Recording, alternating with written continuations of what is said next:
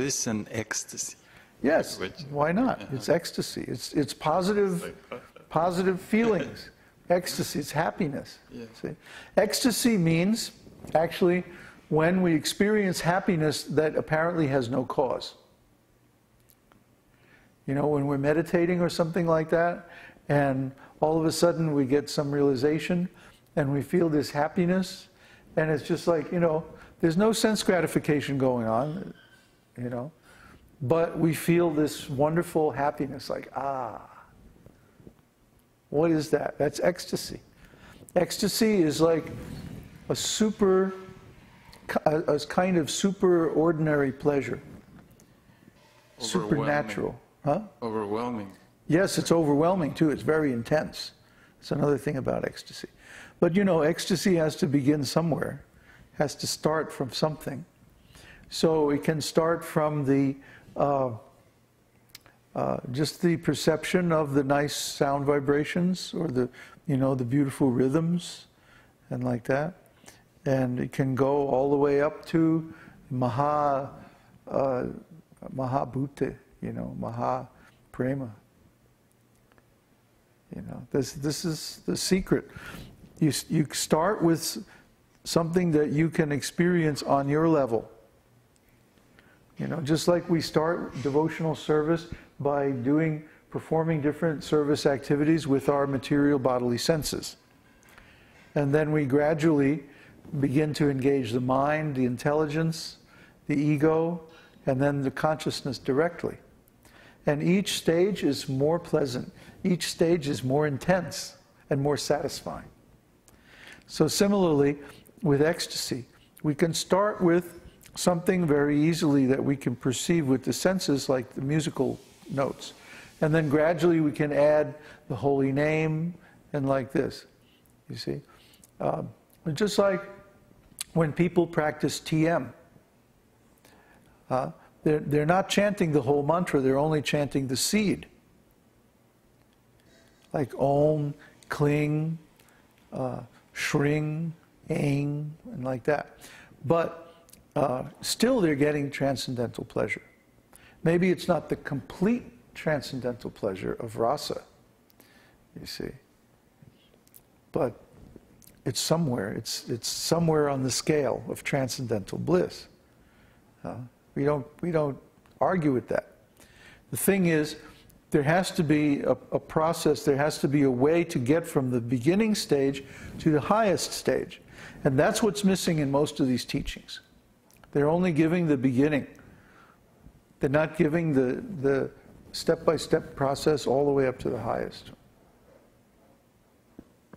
Yeah, they seem to get stuck that many of these musicians, although they can sing very nicely and like that, they spent all their life just doing that same thing, and it's like there comes a point where you can see that they're having this pleasure of the music, but it's kind of they reach a limit. Yeah, they're coming up against the limit of what that process can deliver. And because they don't know where to go, they just repeat it. Yeah. And then one time Ravi Shankar said, "I try to make every note a cry for God." Well, that's very nice, but then, you know, when does God actually get to respond? See, when do we actually come face to face with God? If we're crying out to God, then God should respond. He should reciprocate, and we should become in a relationship. You see. You know, for example, you know, if I hear somebody going, "Babaji, Babaji," I'm going to go, "What?" Right? So, similarly, if we cry out Krishna's name, Krishna will respond. He's a person. He's sensitive.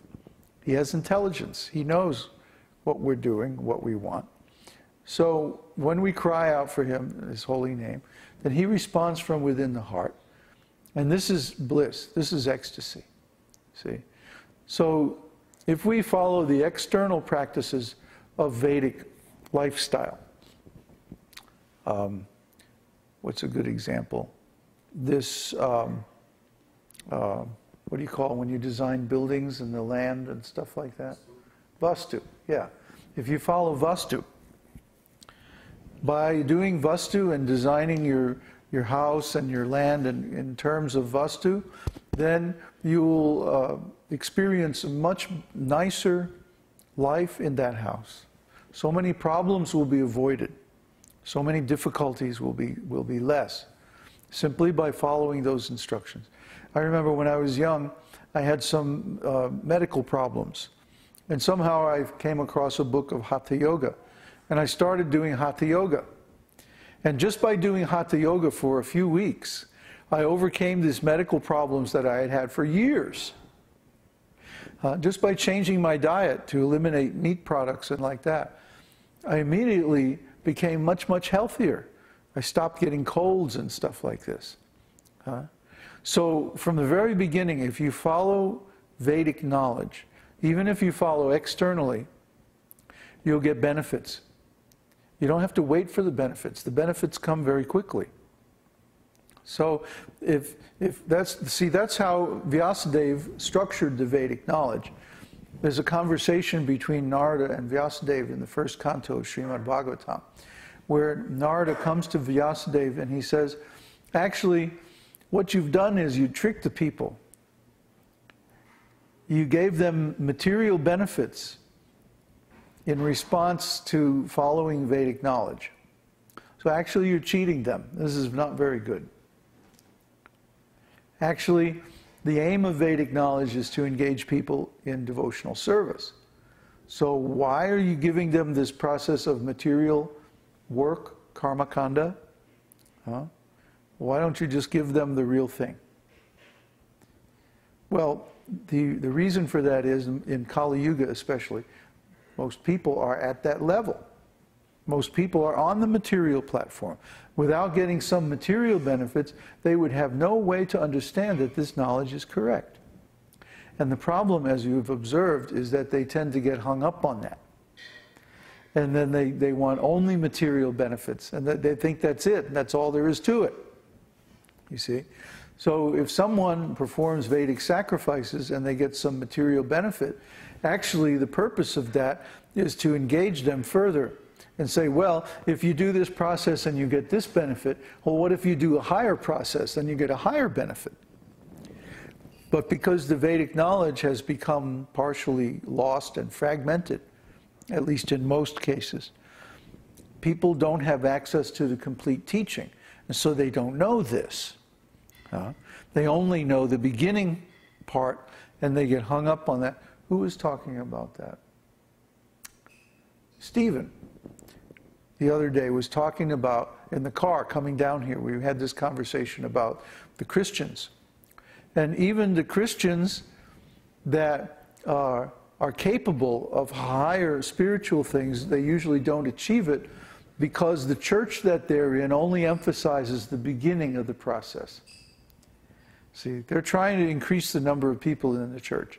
So they give the beginning, and they make it very easy. Just come, just believe, just hear, and that's it. So, okay, it's very easy, and they can increase their numbers. But then after you're doing this for 6 months or a year, okay, so what's next? You know, what's the higher level? They're not giving that. Similarly, most of the people who are giving Vedic knowledge, you know, like TM and like that, they're yoga teachers and like that.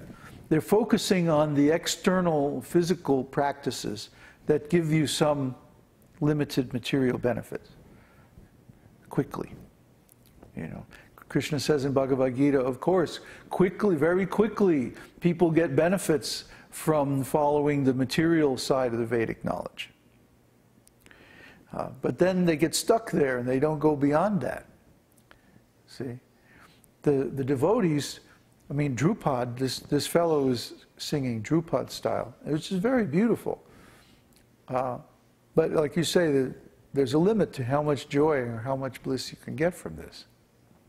But if you take Drupad style and then you use that to glorify Krishna's holy name, oh, it's so much nicer. But unfortunately, the people who are qualified to sing Drupad style through their musical knowledge, most of them are not devotees. And the people who are devotees, they're mostly not so educated musically.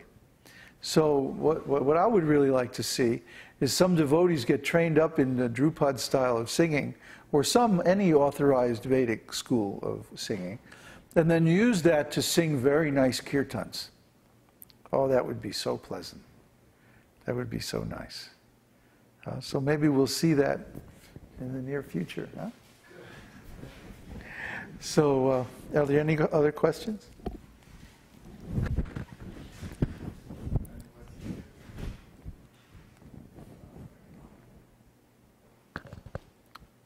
There is a question from Tiago.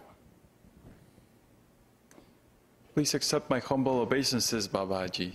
How can we be free from both attachment and detachment? In the sentence, one can enjoy the transcendental blissfulness of merging into the Brahman effulgence after being